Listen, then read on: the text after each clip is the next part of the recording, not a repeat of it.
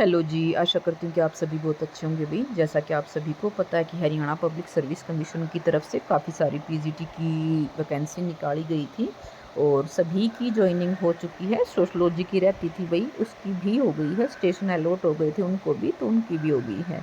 लेकिन एक चीज़ आप लोगों को बताना चाहूँगी कि जो बीसीए, बीसीबी का जो कोर्ट केस था, जिसकी आज की तारीख थी, तो उसकी डेट 1 जुलाई दे दी गई है भई, तो बहुत ज़्यादा लंबी डेट मिल गई है क्योंकि अगर आस-पास की डेट होती, तो फिर भी ये अंदाज़ा लगा लिया जाता कि केस थोड़ा जल्दी सॉल्व हो जाएगा और जब तक आपका बीसीए, बीसीबी वाला केस सॉल्व नहीं होता है, तब तक भई आपका जो सीटें होल्ड की गई हैं, उनका रिज़ल्ट डिक्लेयर नहीं किया जा सकता क्योंकि वो सारा उसी के ऊपर डिपेंड करता है।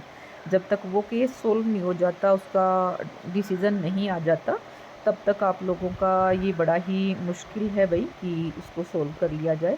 और तो देखो, अब तो 1 जुलाई की ही डेट मिली है, उसके बाद ही पता चलेगा क्या रहने वाला है। दूसरा, आप सभी को पता है कि इंग्लिश का भी कोर्ट केस है भई, तो वो भी अपनी तैयारी करते रहें। कुछ नहीं कहा जा सकता कि प्री होगा या मेंस होगा, तो दोनों की तैयारी साथ करके चलें। जैसे ही आपका केस सॉल्व होता है, आप लोगों को टाइम बिल्कुल भी नहीं दिया जाएगा।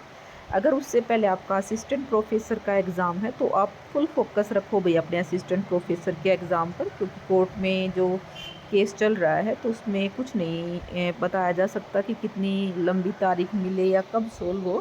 तो अपना जिनका इंग्लिश का असिस्टेंट प्रोफ़ेसर का है, वो अपने असिस्टेंट प्रोफ़ेसर की तैयारी करते रहें।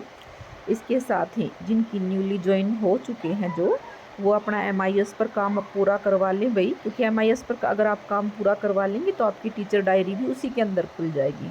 अगर किसी का अभी तक एमआईएस पर काम नहीं हुआ है कंप्लीट, तो वो अपनी डायरी, टीचर डायरी इतने लगा के रखें भई, जो वैसे लगा लें एक डायरी जिसमें आप अपने जो आपके पीरियड्स वगैरह हैं, आपके सब्जेक्ट हैं, वो सारी चीज़ें आप उसके अंदर लिख लें कि कौन-सा सिलेबस किसका, 9th का कौन-सा है।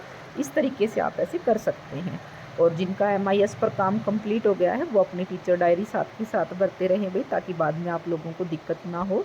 और एनपीएस का आप अपना जल्द से जल्द अपना एनपीएस का भी काम कंप्लीट करवा लें और कोशिश करें कि ऑफ़लाइन ही भरें। एनपीएस वाला जो फॉर्म है ना, वो आप ऑफ़लाइन भरें, क्योंकि ऑफ़लाइन में क्या है कि जैसे ऑफ़लाइन फॉर्म भरने के बाद आपको पीडीएफ निकलवानी है और उसकी आपको पीडीएफ जमा करवानी है उसमें, आपका जो ट्रेज़री ऑफ़िस है ना, ट्रेज़री ऑफ़िस में आपको पीडीएफ सबमिट करवानी है। उसके साथ आपके जो ज़रूरी कागज़ात हैं, जैसे कि आपका आधार कार्ड, पैन कार्ड, ये सारे डॉक्यूमेंट्स आपको साथ में लगाने हैं इसके, ठीक है?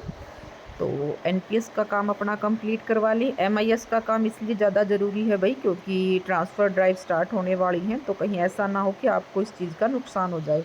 अपना ट्रांसफ़र के लिए अपना एमआईएस पर काम कंप्लीट करवाएँ। और दूसरा भई, जो पीजीटी की वैकेंसी हैं, बहुत सारी वैकेंसी आएँगी पीजीटी की, इसीलिए अपनी तैयारी करते रहें, गिव अप बिल्कुल भी नहीं करना है। इस बार नहीं हुआ था तो ये नहीं है कि हर बार नहीं होगा।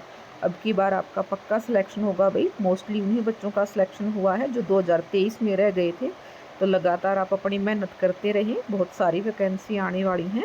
इसके साथ ही असिस्टेंट प्रोफ़ेसर का मैं आपको कहना चाहूँगी भई कि प्रोसेस स्टार्ट हो चुका है। एग्ज़ाम एडमिट कार्ड आ चुके हैं, जिनका प्री का एग्ज़ाम है, जिनका मेंस का एग्ज़ाम है। तो अच्छे से अपना पेपर कंप्लीट करके आना है और कोशिश करें भई, नेगेटिव मार्किंग है तो 70-75 के अराउंड ही रखें आप। ऐसा नहीं है कि तुक्के मारने लग जाएँ, तुक्के मारेंगे तो सारा आपका नेगेटिव चला जाएगा। 70-75 का कोशिश करें कि इतने के